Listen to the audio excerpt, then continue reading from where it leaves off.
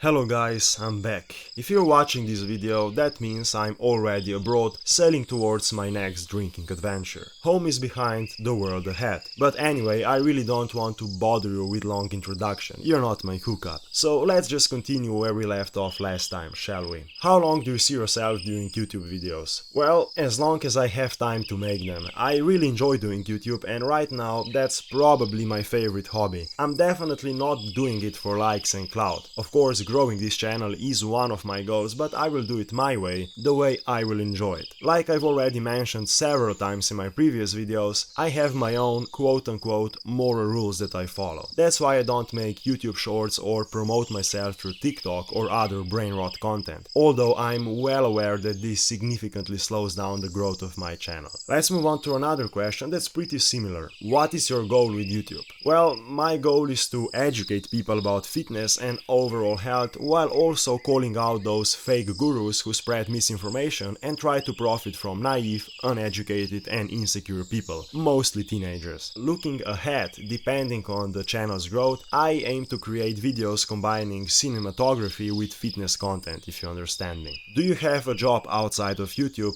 If so, what is it? Oh well, I will take that as a compliment since my channel isn't big enough for this to be my job. So right now I'm in my last year of college and I also coach people. That's what I'm doing for now. What would you be doing with your life if you didn't have to worry about money, alcoholism and prostitutes? Oh wait, I'm already doing that.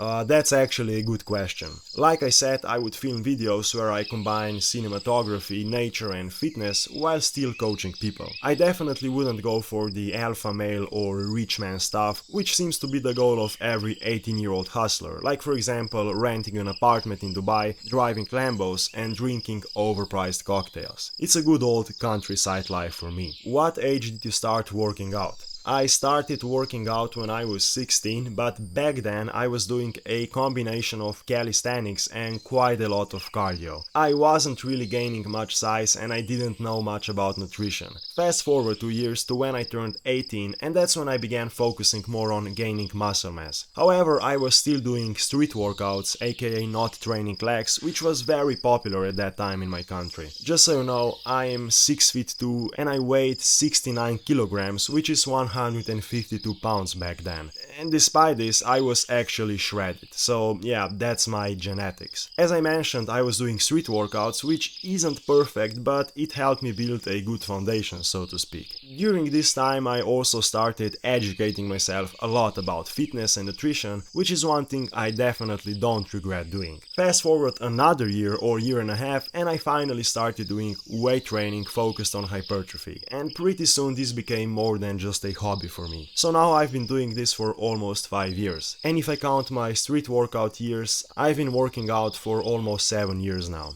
What do you think about these red-pilled hustlers? Alright, first of all, I 100% support the idea of hard work, discipline and having your goals. But guess what? You can still do everything I just mentioned without being a frustrated, angry, misogynistic troglodyte. You can still go out with your friends, you can still go to parties from time to time, and you can still talk to girls while pursuing your goals and working hard at the same time. Those red-pill hustlers are doing exactly what they preach others not to do, which is being stuck in their own little comfort bubble, in this case the manosphere. They are completely detached from reality and 90% of them don't even know what hard work actually means in the first place. That's exactly why I call them out and poke fun at them. And on top of all that, I think they don't realize just how gay half of this red pill shit actually is. What's your favorite beer? God damn, of all the questions, this one is probably the hardest to answer.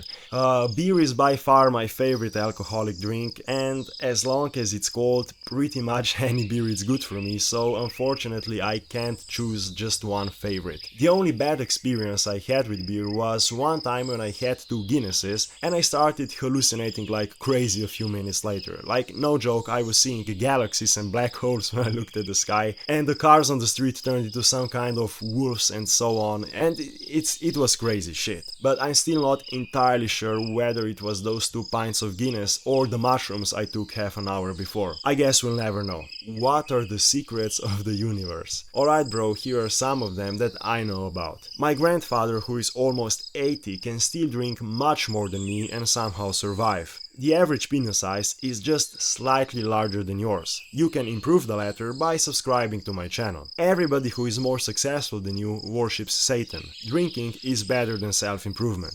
And that's about it, ladies and gentlemen. The first Q&A is done, and if you enjoy such videos, tell me in the comments and we will do more of this in the future. And like I said in part 1 of this video, I will be very busy, wink wink, for the next 2 weeks, so we will be getting back on track after that. Thanks for watching, liking and sharing would help me a lot, and see you soon.